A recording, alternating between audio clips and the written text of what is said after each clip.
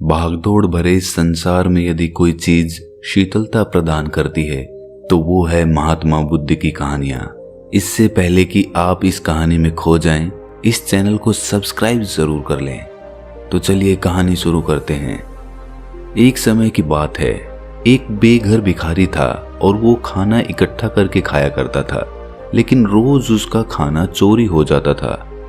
एक दिन उसने एक चूहे को पकड़ा जो उसका खाना चुरा कर ले जाता था और उससे कहा कि तुम मेरा खाना क्यों चुराते हो?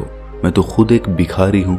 चुराना है तो किसी अमीर का चुराओ, उसे तो कोई फर्क भी नहीं पड़ेगा। चूहे ने कहा कि यही मेरे भाग्य में है कि मैं तुमसे खाना चुरा कर खाऊं, क्योंकि तुम्हारे भाग्य में भी यही है कि तुम अपने पास केवल 8 चीजें ही रख सकते हो, चाहे तुम्हारे पास कितना ही खाना क्यों ना हो।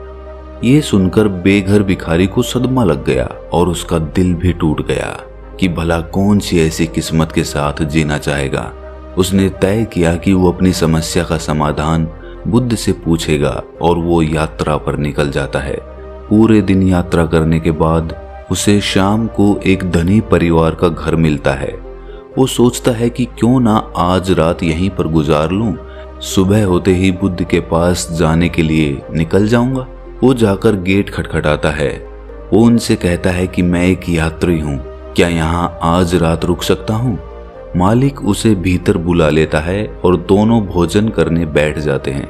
भोजन करते समय मालिक ने पूछा, आप कहाँ की यात्रा कर रहे थे? भिखारी ने कहा, मेरे कुछ सवाल हैं जिनके जवाब बुद्ध से लेने जा रहा हूँ। ये सुन उस घर की मालकिन ने कहा कि क्या आप बुद्ध से मेरा भी एक सवाल पूछ लेंगे? भिखारी ने कहा, ठीक है, क्या सवाल है आपका? वो कहती है कि मेरी 16 साल की बेटी है, वो बोल नहीं सकती। आप उनसे पूछना कि हम ऐसा क्या करें कि वो बोलने लग जाए। अगले दिन वो उन्हें आश्रय देने के लिए शुक्रिया अदा करके यात्रा के लिए निकल जाता है। वो फिर अपनी यात्रा शुरू करता है। आगे जाकर उसे एक पहाड़ों का झुंड मिलता है जिसे उसे पार करना होता है। उसे वहां एक जादूगर मिलता है। वो भिखारी उससे कहता है कि क्या आप मेरी इन पहाड़ों को पार करने में मदद करेंगे? जादूगर उसे अपनी छड़ी पर बिठाकर पहाड़ पार करा देता है। जादूगर उससे पूछता है कि कहाँ जा रहे हो? भिखारी कहता है, बुद्ध से मिलने। जादूगर कहता है कि क्या तुम मेरे लिए एक सवाल उनसे पूछ सकते हो? भिखारी कहता है, हाँ बताइए क्या सवाल है। तब जादूगर कहता है कि मैं पिछले 1000 साल से स्वर्ग जाने का इंतजार कर रहा हूँ। मैंने सारी शिक्षा प्राप्त कर ली है। तुम बुद्ध से पूछना कि स्वर्ग जाने के लिए अब मुझे क्या करना होगा। भिखारी सवाल सुनकर फिर आगे यात्रा शुरू कर देता है। कुछ दूर चलने के बाद उसे एक नदी मिलती है। वो उसके लिए रुकावट होती है क्योंकि वो नदी गहरी होती है जिसे पार करना उसके लिए मुश्किल होता है। लेकिन सौभाग्य से उसे एक कछुआ मिल जाता है और उसे वो नदी पार कराने लगता है। नदी पार कराते समय वो भिखारी से पूछता है कि तुम कहाँ जा रहे हो? वो कहता है कि मैं बुद्ध के पास कुछ सवालों के जवाब लेने जा रहा हूँ। कछुआ कहता है कि मेरा भी एक सवाल है। भिखारी कहता है, क्या? बताओ। कछुआ कहता है कि मैं 500 साल से एक ड्रैगन बनने का इंतजार कर रहा हूँ। मेरी शिक्षा के अनुसार मुझे अब तक तो ड्रैगन बन जाना चाहिए था। क्या तुम पूछ सकते हो मुझे अभी और कितना समय लगेगा? भिखारी कहता है, ठीक है, और उसके बाद नदी पार करके फिर से यात्रा शुरू कर देता है और अंत में वो बुद्ध के मठ के यहाँ पहुंच जाता है और मन ही मन सोचता है कि आज मैं महान बुद्ध से मिल ही लूंगा। वो पूरे आनंद और उत्साह से मठ के अंदर जाकर बुद्ध को प्रणाम करता है और कहता है कि मैं एक भिखारी हूँ, मेरे कुछ सवाल हैं, मैं उनके जवाब लेने के लिए आया हूँ। बुद्ध कहता है कि ठीक है, लेकिन मैं सिर्फ 3 ही सवालों के जवाब दूंगा। बेघर भिखारी कहता है, लेकिन मेरे तो 4 सवाल हैं। बुद्ध कुछ उत्तर नहीं देते। अब भिखारी सोच में पड़ जाता है कि क्या करे। तब वो बड़े ध्यान से उस कछुए के बारे में सोचता है जो 1000 साल से ड्रैगन बनने का इंतजार कर रहा है। उसे कितनी तकलीफ हुई होगी। फिर वो उस जादूगर के बारे में सोचता है जो 1000 साल से स्वर्ग जाने के इंतजार में जी रहा है। और फिर वो उस लड़की के बारे में सोचता है कि उसके आगे की पूरी जिंदगी पड़ी है, उसका बोलना कितना जरूरी है।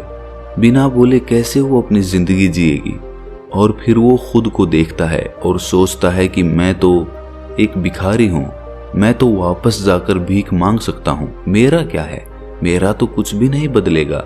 लेकिन इनके सवालों का जवाब जरूरी है, इनका सब कुछ बदल सकता है। जब उसने दूसरे की समस्या के बारे में सोचा तो उसे खुद की दिक्कतें कम लगने लगी। अतः उसने अंत में निर्णय लिया कि वो उन तीनों के सवालों का उत्तर पूछेगा। सबसे पहले उसने उस कछुए के बारे में पूछा। बुद्ध ने कहा वो कछुआ अपना ढांचा छोड़ने के लिए तैयार नहीं है। जब तक वो उसे नहीं छोड़ेगा तब तक वो ड्रैगन नहीं बन सकता। फिर उसने उस जादूगर के बारे में पूछा। बुद्ध ने कहा कि उसकी छड़ी एक आसरे की तरह है जो उसके स्वर्ग जाने में बाधा बन रही है। उसे वो हमेशा अपने हाथ में रखता है। उसे छड़ी को दूर करना होगा तभी वो स्वर्ग जा पाएगा। फिर उस भिखारी ने लड़की के बारे में पूछा। बुद्ध ने कहा वो लड़की जरूर बोलेगी जब वो अपने हमसफर से मिलेगी। अपने तीनों प्रश्नों के उत्तर जानकर उसने महान बुद्ध को प्रणाम किया और खुशी खुशी वहां से विदा हो गया। वापस रास्ते में वो कछुए से मिलता है और कहता है कि अपना ढांचा बदलो, तुम ड्रैगन बन जाओगे। कछुआ अपना ढांचा निकाल देता है। उसमें बेशकीमती हीरे होते हैं जो गहरे समुद्र के होते हैं। वो उसे भिखारी को दे देता है और उसको धन्यवाद करके ड्रैगन बनकर उड़ जाता है। फिर भिखारी उस जादूगर से एक बड़ी पहाड़ी पर मिलता है और कहता है कि आपको ये छड़ी छोड़नी होगी तब आप स्वर्ग जा पाओगे। ये सुनकर वो जादूगर अपनी छड़ी उस बेघर को देकर स्वर्ग की तरफ चला जाता है। अब भिखारी के पास कछुए का दिया हुआ धन था और जादूगर की शक्तिशाली छड़ी थी जिसमें बैठकर वो उस घर को जाता है जहां उसने रात गुजारी थी। उस भिखारी को देखकर उसके परिवार वाले बहुत खुश होते हैं कि उन्हें उनका जवाब मिलेगा। भिखारी कहता है कि आपकी बेटी बोल पाएगी जब उसे उसका हमसफर मिलेगा। उसी क्षण उनकी बेटी नीचे आकर कहती है, क्या ये वही आदमी है जो पिछले हफ्ते आया था? ये सुन उसके माता पिता हैरान हो जाते हैं। वो लड़की की आवाज सुनकर बहुत खुश थे। वो उस बेघर इंसान की तरफ देखते हैं। ये वही हमसफर था। उसके बाद वो दोनों की शादी करा देते हैं, जिसके बाद दोनों खुशी खुशी रहने लगते हैं। अतः इससे हमें ये शिक्षा मिलती है कि हम जो कुछ भी अच्छा कार्य करते हैं वो किसी न किसी रूप में लौटकर हमारे पास ही आता है। इसलिए बेकार की चिंता छोड़िए, अच्छे काम और अच्छे कर्म करिए। जितने अच्छे कर्म करोगे उतनी ही शांति आपको भीतर से महसूस होने लगेगी।